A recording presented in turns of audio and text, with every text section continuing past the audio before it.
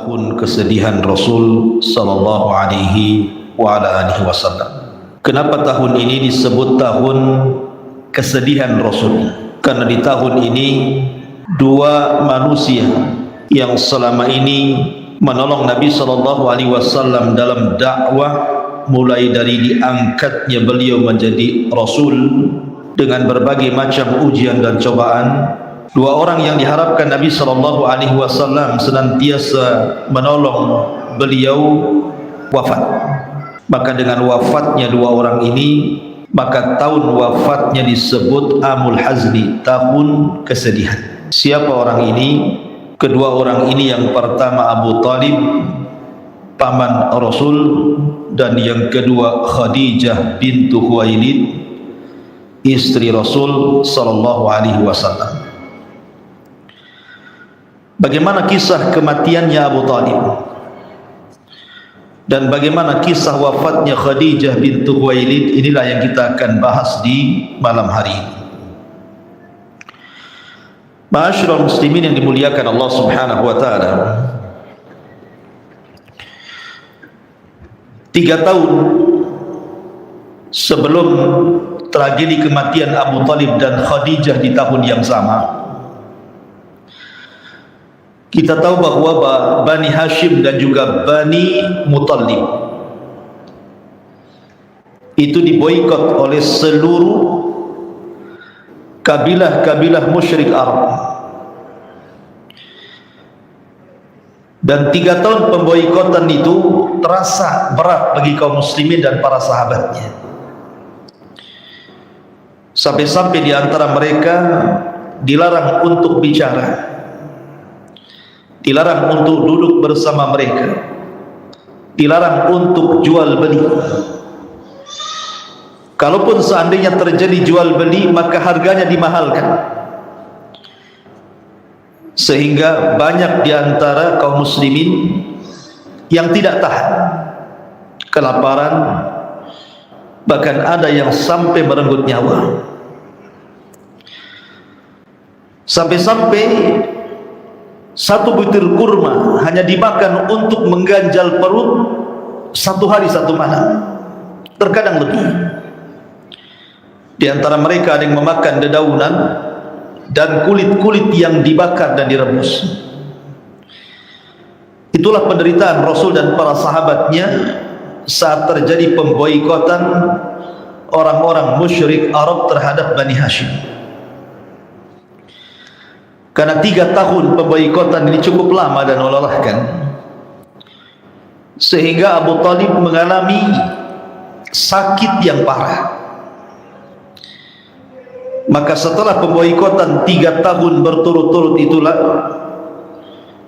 maka Abu Talib pun kemudian tepat di bulan Rajab, ada yang mengatakan di bulan Ramadan, tahun ke-10 setelah kenabian, dia pun meninggal dunia. Bagaimana kisahnya? Ma'asyiral muslimin yang dimuliakan Allah Subhanahu wa taala, Abu Talib ini satu di antara 4 paman Rasul yang masih hidup sampai diangkatnya beliau menjadi Nabi dan Rasul. Paman Rasul itu banyak, tetapi yang hidup sampai diutusnya Rasul itu cuma 4 saja. 2 mukmin dan 2 kafir. Adapun yang mukmin Abbas dan Hamzah. Dan Hamzah ini walaupun paman Rasul tetapi menjadi saudara sepersusuan Rasul karena disusui oleh wanita yang sama, Thuwaibah. Dan 2 kafir, Abu Lahab dan juga Abu Talib. Bedanya Abu Lahab dengan Abu Talib, Abu Lahab ini sudah kufur, memerangi Rasul. Bahkan saking sengitnya memerangi Nabi sallallahu alaihi wasallam dan agama Islam di zaman itu, sampai-sampai Allah Subhanahu wa taala turunkan surat yang akan dibaca sampai kiamat dibangkitkan.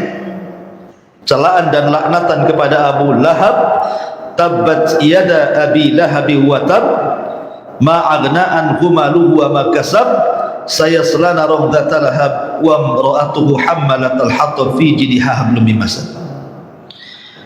Berbeda dengan Abu Talib. Abu Talib ini memang tidak memeluk Islam, walaupun dalam hatinya sebenarnya Abu Talib ini yakin dengan Islam. Makanya Abu Talib ini pernah mengatakan di hadapan Nabi sallallahu alaihi wasallam, dia mengatakan, "Kalaulah bukan karena celaan kaumku kepadaku, kalau bukan karena celaan kaumku kepadaku, tentu aku akan memeluk agamamu." Jadi Abu Talib ini takut celaan manusia sehingga terhalang hidayah. Padahal Abu Talib ini orang yang paling mencintai Rasul dan paling dicintai Rasul. Terbukti saat pemboikotan 3 tahun lamanya itu, terkadang Abu Talib itu di malam hari mengetuk rumah Rasul, kemudian masuk ke rumah Nabi SAW, kemudian mengatakan, "Ya Muhammad, ya ibna akhi, wahai anak saudaraku, sebaiknya engkau tidur di kamarku, biar aku yang tidur di kasurmu." Kenapa Abu Talib mengatakan seperti itu kepada Nabi SAW, meminta agar tukar-tukaran tempat tidur? Karena Abu Talib tahu bahwa pemboikotan ini adalah bentuk permusuhan orang-orang kafir Quraisy kepada Rasul dan agamanya. Sehingga Abu Talib ada ketakutan kalau seandainya di malam hari tiba-tiba ada panah, ada tombak, atau ada orang yang menyerang mendadak ke rumah itu sehingga membunuh Rasul. Maka Abu Talib sampai kemudian mengorbankan jiwanya, memindahkan tempat tidur Rasul agar tidak terjadi hal yang tidak diinginkan. Itulah bentuk kecintaan Abu Talib kepada Nabi SAW. Makanya wajar kalau seandainya Nabi SAW itu sangat cinta dengan Abu Talib. Ketika Abu Bakar Siddiq radhiyallahu an di momen kebahagiaan karena ayahandanya Abu Quhafah hendak masuk Islam, dan Abu Bakar itu seluruh keluarganya masuk Islam, tidak ada satupun keluarga dari seluruh sahabat Rasul yang semuanya masuk Islam kecuali keluarga Abu Bakar. Ada yang duluan masuk Islam, ada yang belakangan. Lah yang belakangan masuk Islam di keluarga Abu Bakar lah ayahnya sendiri, Abu Quhafah. Masuk Islam saat terjadi Fathu Mekah. Ketika Fathu Mekah, pembebasan kota Mekah, hidayah masuk ke lubuk hati Abu Quhafah, ayahanda Abu Bakar Siddiq radhiyallahu anhu. Maka Abu Quhafah pun meminta kepada Abu Bakar putranya untuk memapah beliau berjumpa dengan Rasul. Kata Nabi SAW ketika melihat Abu Quhafah yang dipapah oleh Abu Bakar, kata Rasul, "Ya Abu Bakar, kenapa engkau tidak memanggil diriku supaya aku yang datang ke rumahmu? Kasihan orang tua renta ini." Tapi Abu Bakar Siddiq radhiyallahu anhu mengatakan, "Tidak, kami yang harus datang kepadamu wahai Rasul. Bapakku Abu Quhafah, dia hendak masuk Islam dan berbaiat kepada agama." Maka Nabi SAW kemudian duduk di hadapan Abu Quhafah. Kemudian tangan Abu Quhafah memegang tangan Rasul, bersalam. Tiba-tiba ketika Abu Quhafah hendak mengucapkan dua kalimat syahadat, asyhadu an la ilaha illallah wa asyhadu annaka Rasulullah, fabaka Abu Bakar. Abu Bakar tiba-tiba menangis. Sehingga Nabi SAW heran. Di momen kebahagiaan orang tuanya masuk Islam, bagaimana pula kemudian dicampur dengan haru tangis Abu Bakar Siddiq radhiyallahu anhu. Kata Nabi SAW, "Wa ma yubkika ya Abu Bakr?" Apa yang membuat anda menangis wahai Abu Bakar? Lihat jawaban Abu Bakar Siddiq radhiyallahu anhu.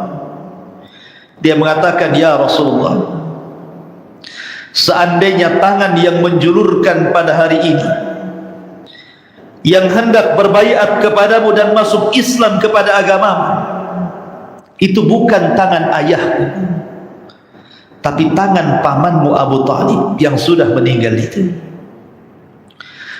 La an yakuna yaduhu maqama yadihi, kalau seandainya yang menjulurkan tangan ini bukan tangan ayahku tapi tangan pamanmu Abu Talib, khairun alayya min an akun, khairun alayya min an yakun, tentu itu lebih baik lagi dan lebih aku sukai dibandingkan keislaman ayahku dibandingkan paman. Seandainya masuk Islam pamanmu, aku lebih bahagia. Kenapa Abu Bakar Siddiq mengatakan seperti itu? Karena Abu Bakar tahu posisi Rasul dengan Abu Talib, sangat cinta dengan Abu Talib itu. Makanya kemudian Abu Bakar sedih dan ingin membahagiakan Rasul sallallahu alaihi wa ala alihi wasallam. Ma'asyiral muslimin yang dimuliakan Allah azza wa jalla, ketika Allah subhanahu wa ta'ala berfirman dalam surah Ad-Duha, wa wajadaka yatiman fa'awa, dan kami dapati engkau Muhammad dalam kondisi yatim, fa'awa, maka Allah yang melindungi dirimu. Umumnya anak yatim, ikhwan, biasanya ditelantarkan. Itulah anak yatim. Kebanyakan anak yatim itu tidak terawat. Ayahnya meninggal, terkadang dibiarkan keluarganya terlantar, sehingga menjadi anak yang durhaka. Tapi Nabi SAW tidak ditelantarkan Allah. Ketika ibundanya Aminah meninggal dunia, kemudian Nabi SAW dirawat oleh, sebelumnya ketika Nabi SAW kecil dirawat oleh Thuwaibah, kemudian beralih kepada Halimah Sa'diyah, kemudian beralih kepada Abdul Muttalib kakeknya, kemudian beralih kepada Abu Talib. Dan Nabi SAW lebih banyak tinggal di rumah pamannya Abu Talib. Baru setelah menikah dengan Khadijah beralih kepada Khadijah. Baru setelah kemudian pamannya meninggal, Khadijah meninggal, maka Rasul pun kemudian beralih, dilindungi oleh Allah dengan orang ahli, dilindungi oleh Allah dengan orang-orang Ansar. Berpindah satu tempat ke tempat berikutnya, fa'awa. Tapi dari seluruh keluarga yang mengkafil Rasul, melawat Rasul, yang paling lama adalah di rumah siapa? Pamannya. Tarbiyah Abu Talib kepada Nabi SAW cukup lama, dari usia 8 tahun sampai menikah dengan Khadijah, sampai diangkatnya menjadi Nabi dan Rasul. Abu Talib senantiasa menyayangi Nabi SAW. Makanya wajar Rasul tidak bisa melupakan kebaikan Abu Talib. Ma'asyiral muslimin yang dimuliakan Allah subhanahu wa ta'ala, disebutkan dalam kitab ini, ketika Abu Talib sakit parah setelah adanya pemboikotan itu, disebutkan falam yazal yashtad bihi hatta hadaratul wafat, sehingga sakitnya semakin memarah, akhirnya Abu Talib pun mendekati wafatnya. Ketika Abu Talib mendekati wafatnya, di samping Abu Talib itu ada 3 tokoh Quraisy. Pertama Abu Jahal, yang kedua Abdullah ibn Abi Umayyah, dan yang ketiga Al-Musayyib. Lah ketika Nabi SAW tahu Abu Talib ini sedang sakaratul maut, jazaul ihsan ilal ihsan, ikhwan, balasan kebaikan itu dengan kebaikan. Rasul takut kalau seandainya kebaikan Abu Talib yang selama ini menolong dirinya, merawat dirinya sedari kecil sampai diangkatnya menjadi Nabi dan Rasul, mati sia-sia. Dia ingin Abu Talib mati dalam posisi dia memeluk Islam, supaya kebaikan tidak hilang maksudnya. Dan sebagai timbal balik, karena Abu Talib sudah merawatnya, maka Nabi SAW ingin memberikan atau menyampaikan hidayah Allah kepada Abu Talib saat detik-detik wafatnya. Itu akhir daripada detik wafatnya Abu Talib. Nabi SAW berusaha untuk membisiki di telinga Abu Talib, ya ammi, qul la ilaha illallah kalimatan uhaju bika indallah. Wahai pamanku Abu Talib, ucapkanlah la ilaha illallah. Kalau engkau mengucapkan kalimat ini, aku akan berhujjah di hadapan Allah, engkau akan diselamatkan. Tetapi masalahnya, di samping Abu Talib ini ada kawan-kawan seperjuangan jahiliyah. Ada Abu Jahal, ada Abdullah ibn Abi Umayyah, ada Musayyib.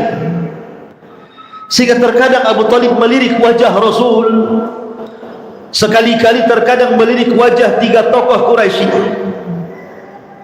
Tapi sayang lisannya terkunci untuk mengucapkan kalimat la ilaha illallah.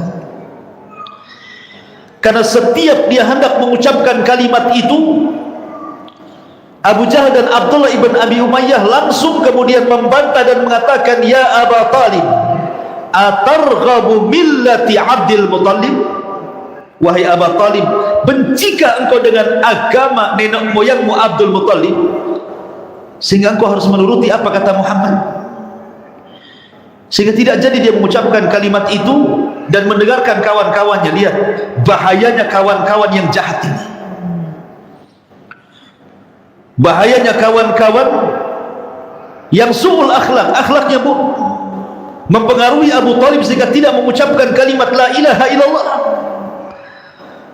Maka Nabi SAW terus mentalkin la ilaha illallah, sementara Abu Jahal dan Abdullah ibn Abi Umayyah terus mentalkinkan kalimat yang lain, atarghabu an millati Abdul Muttalib, bencikah engkau dengan agama moyangmu Abdul Muttalib wahai Abu Talib?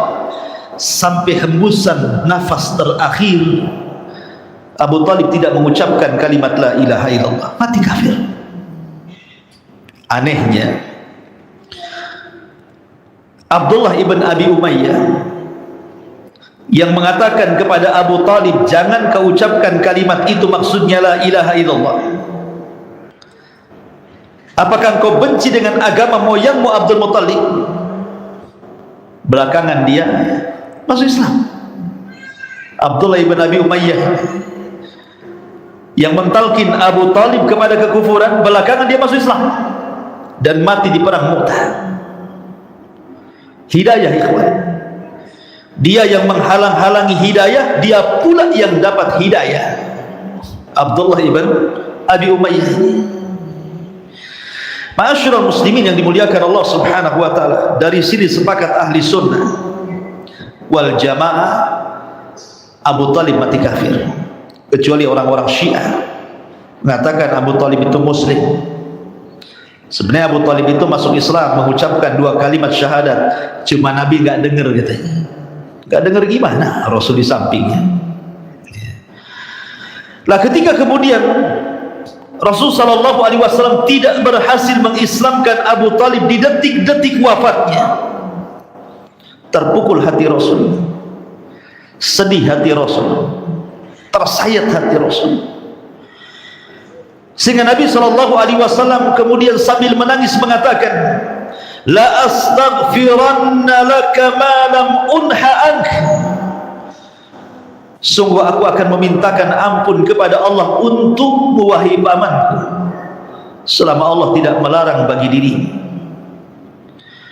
Tetapi kemudian ketika Rasul SAW mengangkat kedua tangannya hendak memintakan ampun akan dosa-dosa Abu Talib, turun ayat, maka lin nabi walladzina amanu an yastaghfiru lil musyrikin walau kanu ulil qurba min ba'di ma tabayyana lahum annahum ashabul jahim.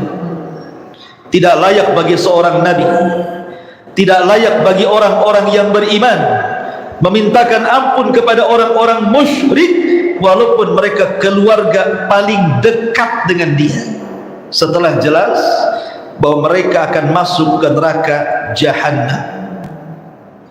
Maka Allah Subhanahu wa taala turunkan ayat yang lain dan mengatakan, innaka la tahdi man ahbabta walakinallaha yahdi man yasha. Wahai Muhammad, engkau tidak bisa memberikan hidayah kepada orang yang kau cintai, karena hidayah itu Allah berikan kepada siapa yang dikehendaki. Hidayah itu milik Allah. Nabi SAW tidak bisa menghantarkan hidayah kepada Abu Talib, dan itu ujian Rasul SAW dan pelajaran bagi kita. Kalau para nabi saja tidak memegang hidayah di tangannya, Nabi Allah Ibrahim yang merupakan Abul Anbiya tidak bisa memberikan hidayah kepada ayahnya Azar. Nabi Nuh alaihi salatu wassalam, awalul rusul, rasul pertama di alam semesta yang merupakan Abul Bashari Tsani, bapak manusia kedua, tidak sanggup memberikan hidayah kepada putranya Kan'an. Termasuk Nabi SAW tidak bisa menghantarkan hidayah kepada Abu Talib, paman yang dicintainya dan mencintainya. Apatah lagi kita.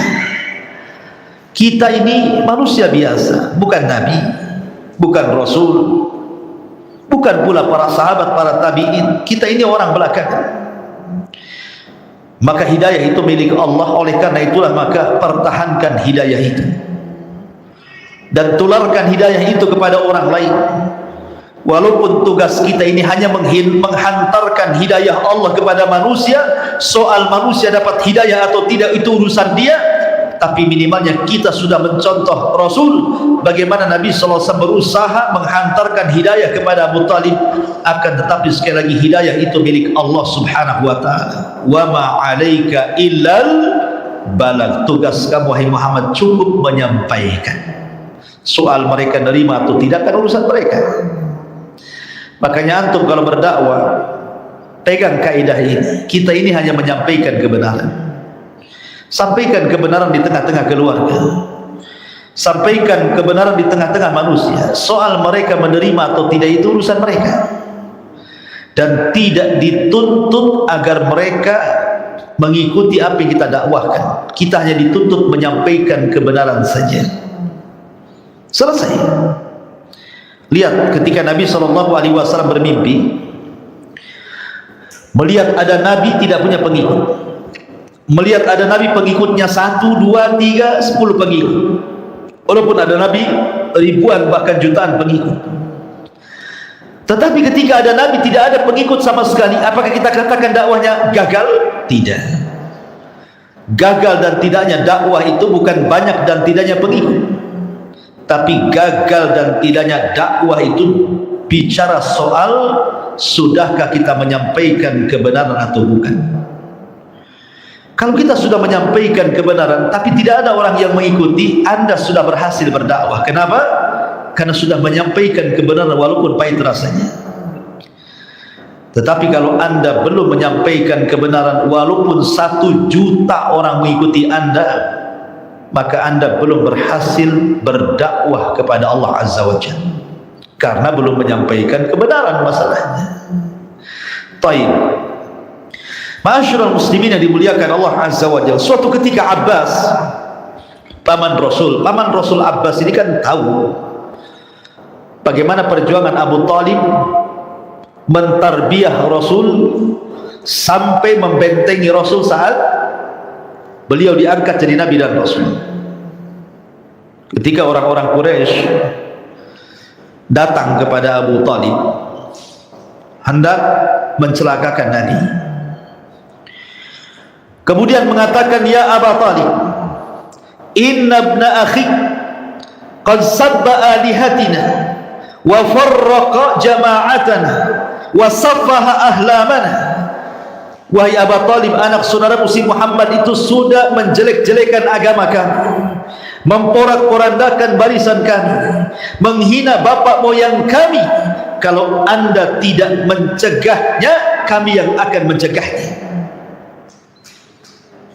Akhirnya Abu Talib tidak langsung menyampaikan hal ini kepada Rasul. Besoknya mereka datang lagi dan mengatakan hal yang sama. Besoknya mereka datang lagi dan menyampaikan hal yang sama kepada Abu Talib. Abu Talib kasihan dengan Rasul. Kalau terjadi sesuatu kepada Nabi SAW, dia datang dan menyampaikan, ya ibn akhi, wahai anak saudaraku, orang-orang musyrik sudah mengatakan ini dan itu kepadaku, sebaiknya hentikan dakwahmu sementara. Maka Nabi SAW mendengar apa yang dikatakan Abu Talib. Dia marah kepada orang-orang musyrik. Walaupun ucapan ini sebagian ulama melemahkannya, tetapi ucapan ini masyhur di buku-buku sejarah. Kata Nabi SAW, "Law wada'u syamsa fi yamini wal qamara fi shimali ala an atruka hadzal amra wallahi ma taraktu." Seandainya mereka membawa matahari kemudian diletakkan di tangan kananku dan bulan di tangan kiriku, memaksa aku meninggalkan dakwah yang mulia ini, demi Allah aku tidak akan meninggalkannya. Melihat semangatnya Rasul, Abu Talib pun luluh hatinya dan mengatakan, kalau itu yang kau mau wahai Muhammad, kul ma syi'ta waf'al ma ahbabta, katakan sesukamu, perbuat sekehendakmu, aku akan berusaha membentengimu. Lah Abbas ini tahu bagaimana perjuangan Abu Talib dalam membentengi Nabi SAW dari musuh-musuhnya. Tiba-tiba Abu Talib mati tidak mengucapkan kalimat la ilaha illallah. Maka Abbas datang menemui Nabi SAW dan mengatakan, wahai Rasul, pamanmu Abu Talib ma'ruf sudah membantu dan menolong dakwah. Apakah pertolongan yang selama ini dia sumbangkan kepadamu bermanfaat bagi dia pada hari kiamat? Apakah pertolongan Abu Talib selama dia masih hidup kepadamu wahai Muhammad, wahai Rasul, wahai Nabi Allah, bermanfaat untuk dia pada hari kiamat? Lihat jawaban Nabi SAW kepada Abbas ibn Abdul Muttalib. Dia mengatakan, huwa fi dhahdhahi min nari walaula ana lakana fi darkil asfali minan nar. Kata Nabi SAW, sungguh sebenarnya Abu Talib itu harusnya berada di gelombang api neraka. Kalau bukan karena diriku, kata Rasul, tentu dia akan diletakkan di neraka yang paling dasar. Harusnya Abu Talib itu berada di gelombang api neraka, dan harusnya dia berada di neraka yang paling dasar. Tapi kalau bukan karena diriku meminta syafaat khusus kepada Allah, tentu Abu Talib tidak akan diringankan azabnya. Tapi karena ada syafaatul khusus dari Nabi SAW, maka Abu Talib diletakkan di neraka yang nerakanya sampai tumitnya saja. Jadi dangkalnya neraka itu sampai tumitnya Abu Talib, tidak sampai menenggelamkan dirinya. Tapi kata Rasul, walaupun nerakanya Abu Talib sampai kepada tumitnya, cukup mendidihkan kepalanya. Dan itu seringan-ringannya adab orang kafir. Abu Talib karena syafaat khusus yang diberikan oleh Allah kepada beliau atas syafaat Nabi SAW. Inilah kisah yang pertama, wafatnya Abu Talib, dan Rasul terpukul dengan wafatnya beliau. Ma'asyiral muslimin yang dimuliakan Allah Subhanahu wa taala, maka selang beberapa waktu di tahun yang sama, tahun ke-10, rupanya kesedihan Nabi SAW tidak berhenti sampai di situ. Nabi SAW lebih terpukul lagi saat kematian Khadijah, istri tercintanya. Kematian Abu Talib sudah memukul hatinya. Rupanya kematian Khadijah jauh lebih memukul jiwanya. Bagaimana kisah wafatnya Khadijah?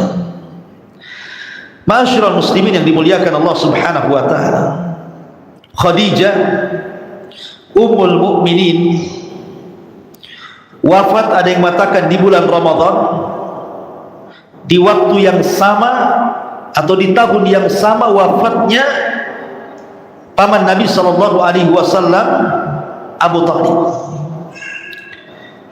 Sedikit ingin saya jelaskan tentang biografi singkat saja Khadijah bintu Khuwailid.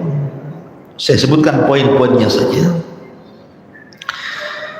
Khadijah ini memiliki tempat khusus di hati Nabi sallallahu alaihi wasallam. Ketika Nabi sallallahu alaihi wasallam di awal turunnya wahyu, dan itu pertama kali Rasul datangi malaikat Jibril, Rasul tidak tahu apakah yang datang itu malaikat ataukah syaitan. Tapi Rasul merasa nyaman. Di satu sisi dia ketakutan, apalagi setelah dia melihat bentuk asli Jibril alaihi salam dengan sayap yang sangat besar, 600 sayap dengan satu sayap terbentang ufuk. Dia datang kepada Khadijah dan mengatakan, zammiluni, zammiluni, selimuti aku, selimuti aku. Khadijah ini wanita berakal. Ketika Nabi SAW merasa was-was, siapa sebenarnya yang ditemuinya? Apakah dia malaikat? Apakah dia jin? Apakah dia syaitan? Rasul tidak tahu. Sehingga Rasul merasa ketakutan, sehingga demam dan panas tinggi. Tapi Khadijah ini wanita yang berakal, ikhwan. Sehingga Khadijah kemudian menghibur Nabi SAW. Siapapun yang menjumpai dirimu wahai Rasul, apakah itu malaikat, apakah itu jin, apakah itu syaitan, wallah, demi Allah, wallah la yuhzikallahu abada, demi Allah, semuanya tidak mungkin menghinakan dirimu, merendahkan dirimu. Tidak, orang sepertimu tidak akan rendah. Itu wanita berakal. Dia tidak membahas Rasul bertemu dengan siapa dan apa yang diterimanya. Tapi saat ketakutan, Khadijah berusaha untuk menenangkan Nabi SAW. Orang sepertimu, orang baik sepertimu, suamiku, tidak mungkin dihinakan gara-gara peristiwa itu. Kemudian Khadijah mengatakan, fa wallah la yuhzikallahu abada, innaka latasilur rahim wa tasduqul hadith wa tahmilul kallah wa tuqsibul ma'dum wa taqrid dhaifa wa tu'inu ala nawaibil haqq. Kata Khadijah, bagaimana orang sepertimu akan dihinakan sementara engkau itu orang yang suka menyambung silaturahim. Ucapannya jujur, membantu orang susah, membela orang yang kesusahan, dan begitu seterusnya. Orang sepertimu loh, tidak mungkin susah, tidak mungkin dihinakan Allah. Artinya Khadijah itu memang luar biasa gitu, menghibur Nabi SAW di saat Rasul sedang kesedihan. Subhanallah. Yang mengherankan saat wafatnya Khadijah, setelah tahun pengepungan itu, Hisar, Khadijah ini kan sudah tua, menikah dengan Nabi SAW di usia 40 tahun, dan Khadijah hidup bersama Nabi SAW itu 25 tahun setelah diangkatnya menjadi Nabi dan Rasul. Artinya Khadijah di saat itu berusia 65 tahun, kan sudah tua 65 tahun itu. Tapi Nabi SAW tidak pernah berpoligami, mencukupkan Khadijah karena mewakili seluruh wanita. Semua wanita ada pada Khadijah, sehingga Rasul tidak berpoligami. Lah ketika dalam pengepungan 3 tahun pemboikotan kepada Bani Hashim dan Bani Muttalib itu, apa yang terjadi kepada pamannya Abu Thalib juga terjadi kepada Khadijah. Khadijah ini banyak mengorbankan hartanya sampai ludes habis untuk menolong dakwah Rasul dalam pengepungan dan juga pemboikotan itu, memberi makan fuqara wal masakin supaya jangan ada yang kelaparan. Walaupun tetap saja banyak orang yang kelaparan karena hartanya habis untuk itu. Jadi Khadijah sakit, dan sakitnya memarah. Ma'asyiral muslimin yang dimuliakan Allah Subhanahu wa taala, sehingga suatu hari Khadijah ini mencari Nabi sallallahu alaihi wasallam di tahun ke-10 setelah kenabian ini, setelah 3 tahun pengepungan. Dicari ke sini tidak ketemu, dicari ke situ tidak juga ketemu. Maksud Khadijah adalah hendak menghantarkan makan dan minuman untuk suaminya. Rupanya Nabi sallallahu alaihi wasallam dihabarkan berada di Bukit Safa, sedang duduk di sana termenung. Maka dengan lunglainya wanita tua ini, Khadijah bintu Khuwailid, yang usianya sudah 65 tahun, membawa makanan dan minuman mencari suaminya Rasul sallallahu alaihi wasallam sampai dia naik ke bukit, sampai terkadang jatuh dan bangun. Ketika sudah sampai dan mendekati Nabi sallallahu alaihi wasallam, di waktu yang sama datang Jibril. Jadi Khadijah hendak menemui Rasul, di waktu yang sama turun Jibril dan mengatakan kepada Nabi sallallahu alaihi wasallam, sebagaimana hadis Abu Hurairah radhiyallahu anhu, "Ya Rasulullah, hadhihi Khadijah qad atat ma'aha ina'un fihi inam aw ta'amun aw syarab, fa idza hiya atatka faqra 'alaiha as-salam min rabbiha wa minni wa basyirha bi baitin fil jannati min qasabin la khasaba fiha wa la nasab." Kata Jibril, "Wahai Rasul, lihat Khadijah sedang mengarah kepada, dia membawa bejana, isinya makanan dan lauk, makanan dan minuman. Nanti sesampainya dia datang kepadamu, sampaikan kepadanya, Allah menitip salam dan juga diriku kepada Khadijah." Subhanallah, Allah menitipkan salam kepada Jibril untuk Khadijah, termasuk Jibril juga menitipkan salam kepada Rasul untuk Khadijah. Khadijah bukan Nabi, Khadijah bukan Rasul, tapi dia mendapatkan salam dari Allah Subhanahu wa taala. Luar biasa. Aisyah Ummul Mukminin radhiyallahu anha pernah mendapatkan salam dari Jibril, tapi tidak mendapatkan salam dari Allah Subhanahu wa taala. Tapi Khadijah bukan hanya mendapatkan titipan salam dari Allah, dari Jibril kepada Rasul, kemudian ketika sampai Khadijah ke hadapan Rasul, Jibril pun menyingkir. Kemudian Nabi SAW memeluk Khadijah. Sebelum wafatnya Khadijah dipelukan Rasul. Khadijah meninggal di pelukan Rasul, sementara Rasul meninggal di pelukan Aisyah radhiyallahu anha. Ketika itu Nabi SAW sedang memeluk Khadijah. Kemudian dia mengatakan, "Ya Khadijah, Allah Subhanahu wa taala menitipkan salam kepadamu, dan juga Jibril menitipkan salam kepadamu, wahai Khadijah." Lihat wanita cerdas. Khadijah mengatakan di hadapan Nabi sallallahu alaihi wasallam, "Innallaha huwas salam wa ala Jibril as-salam wa alayka ya Rasulullah assalamu wa rahmatullahi wa barakatuh." Sesungguhnya Allah adalah salam, dan kepada Jibril juga keselamatan, dan kepadamu wahai Rasulullah juga keselamatan dan rahmat bagi Allah dan juga berkahnya. Kemudian Khadijah mengatakan, "Wallahi la yuhzikallahu abada." Demi Allah, Allah tidak akan menghinakan dirimu wahai suamiku. Maka berpeganglah dengan wasiat Waraqah bin Naufal. yang mengatakan bahwa mereka musuh-musuhmu, orang-orang kafir akan mengusirmu,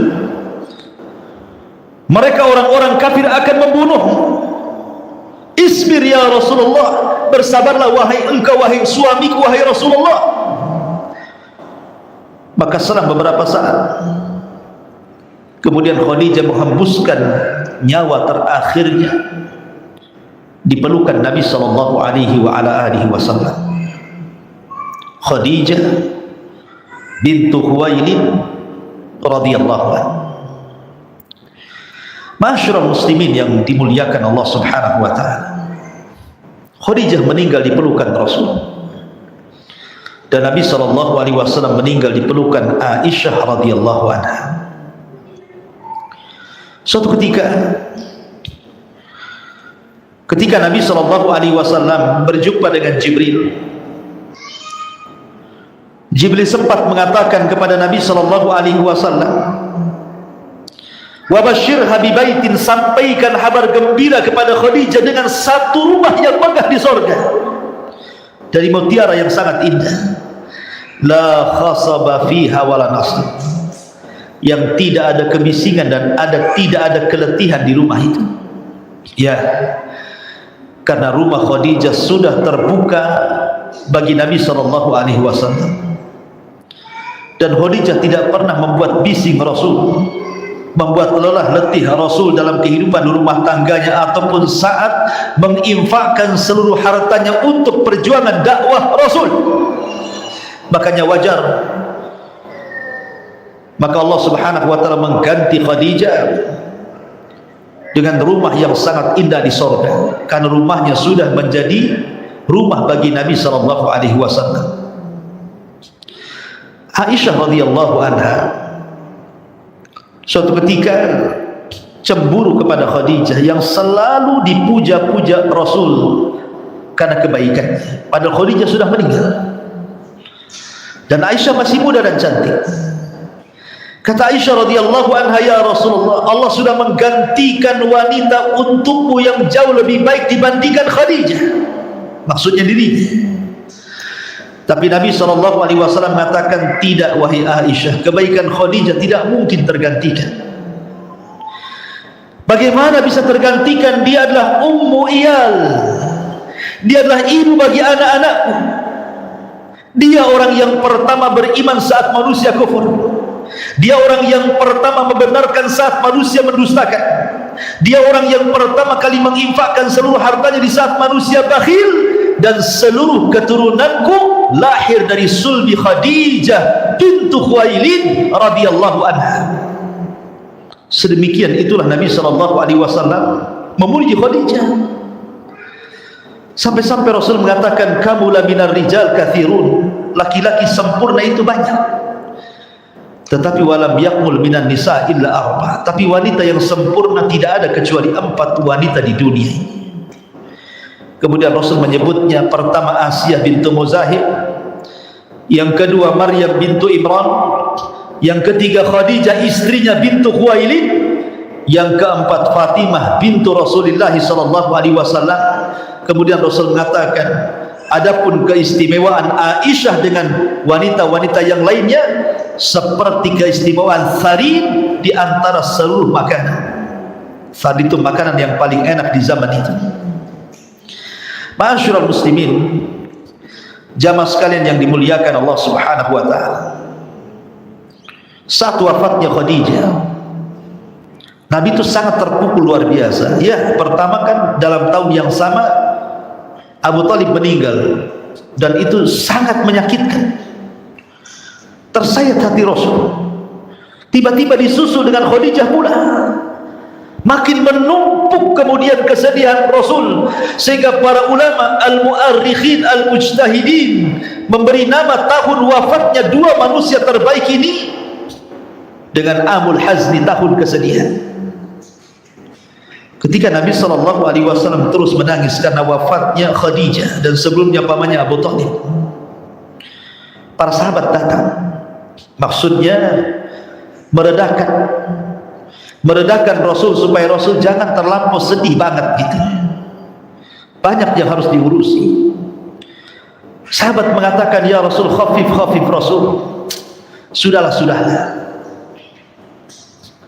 Tapi Rasul mengatakan di hadapan para sahabatnya, bagaimana aku akan berhenti dari kesedihan ini sementara mereka yang telah meninggalkan diriku adalah orang-orang yang berjasa kepadaku.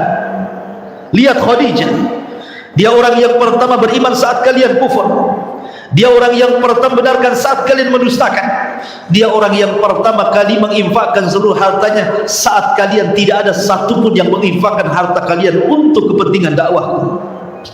Dari sini kemudian sahabat terdiam, dan Nabi SAW pun kemudian terdiam. Wallahu a'lam bishawab. Inilah kisah Amul Hazni yang dikisahkan oleh para ulama sejarah. Subhanakallah bihamdika asyhadu an la ilaha illa anta astaghfiruka wa atubu ilaik.